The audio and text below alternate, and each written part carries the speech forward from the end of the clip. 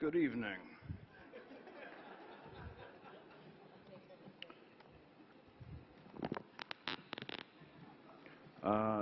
They've left a gavel up here for me.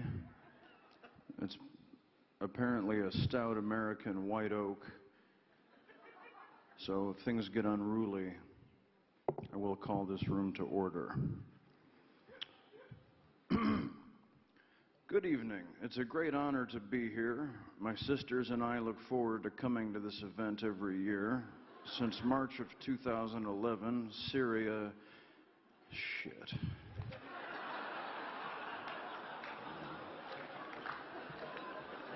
Excuse me.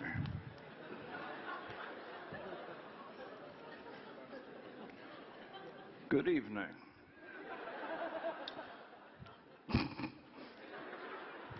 And thank you for having me here tonight. It really is a great honor. And don't worry, I'm being paid significantly less than Jill Abramson to do this job. I grew up in a small town. My late Grandpa Ray was the mayor of my hometown, Manuka, Illinois. I come from a line of farmer politicians, so it's only natural that I would end up here speaking to you this evening. And the citizens of our town loved my grandfather. Whenever he addressed the townspeople, he always opened with this joke, and I thought it was appropriate. So I thought I would try to endear myself to you in a similar fashion.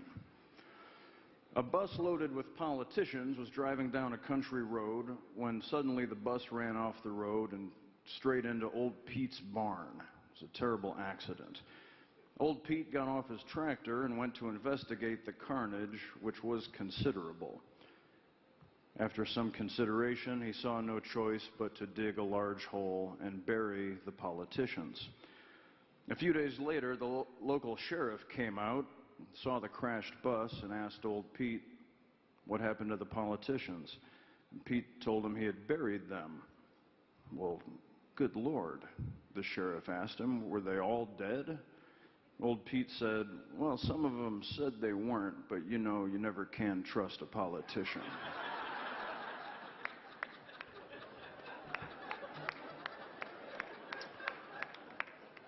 I should apologize, by the way, if you were expecting my mustache. I'm with UTA and my mustache is with CAA. It's currently engaged in a Doritos soda campaign down at the World Cup.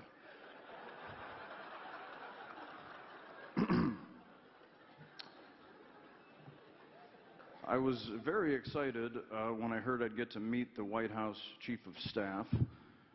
But it turns out that position has nothing at all to do with stick fighting. You know, a lot more might get done in this town if disputes were settled with a bow staff.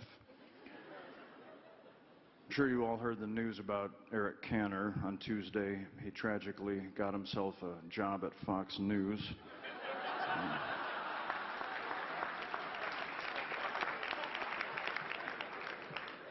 He's the first House Majority Leader to lose a primary since 1899, which is also the last time we were at war with Spain. So watch yourself, Spain.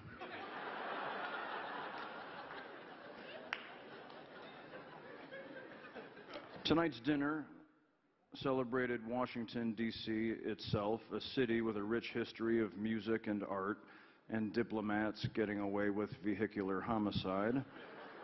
Something that upsets me, though, about this gorgeous town is that D.C. residents, in fact, have to pay federal income tax despite not having a vote in Congress. We literally fought a revolution over that. It's like Massachusetts not letting straight people get married.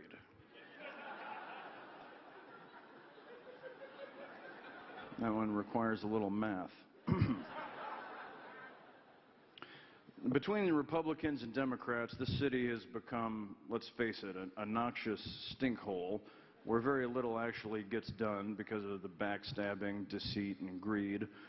So I just want to thank all of you for making a Hollywood actor like myself feel welcome. Right at home. But Republicans have come around on sex education.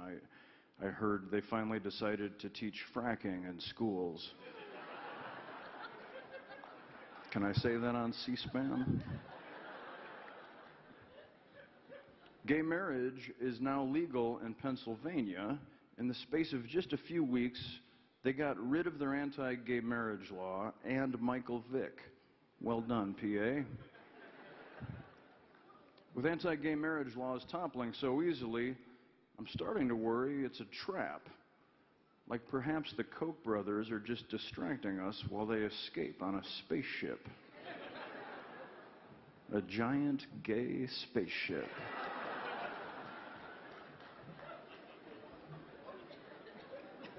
Growing up in a farm family, there were some early lessons in politics. For example, in Illinois, we had these tenacious little black beetles, indestructible. And we'd often have these big family picnics that involved frosty mugs and draft beer. And these beetles would fly straight into your beer, so that if you didn't keep it covered, eventually they would all be in there for the free beer. And sincerely, these bugs were known as Democrats.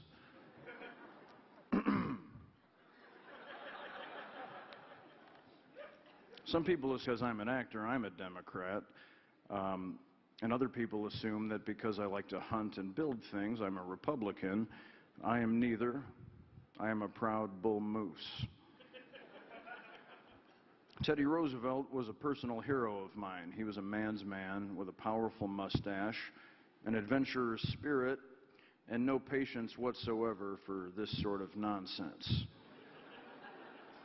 He probably wouldn't be a big fan of this room, to be honest. The news media speaks very loudly and does not own any sticks.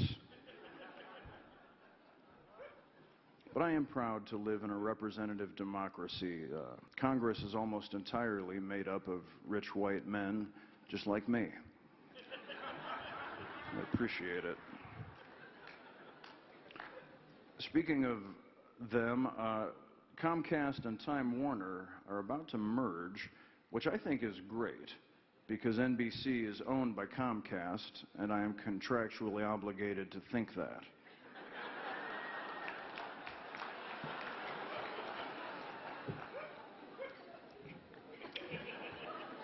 Comcast and Time Warner Cable were just named the two most hated companies in America, which is pretty impressive.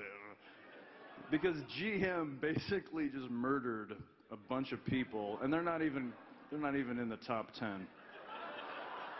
You could start a company